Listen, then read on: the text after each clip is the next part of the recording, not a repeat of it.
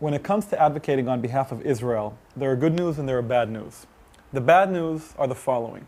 We're talking about a conflict that in the worst case scenario is thousands of years old and starts from biblical times. And in the good case scenario is about 100 to 200 years old.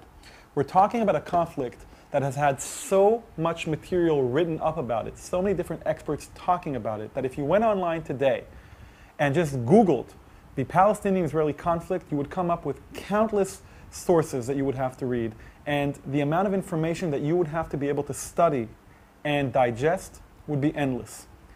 In effect, making it an impossible mission. The good news is that you don't need to read all of these sources, and you don't need to understand and know by heart every single incident and fact that relates to this conflict.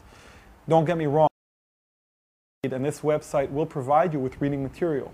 But at the end of the day, there are 7 principles, 7 ways of looking at the conflict, consider them analytical frameworks, that if you use these principles, will allow you to engage anybody about anything relating to the conflict in a way that at least allows you to make some kind of headway. It's not about information, it's about knowledge. It's about your ability to navigate the discussion in a way that helps people understand what you have to say more effectively. So we've developed 7 principles. Every one of these principles is a different tactic, a different approach that you can engage in when discussing the Israeli-Palestinian conflict. And using these principles, you can also deepen your understanding of the materials that you read.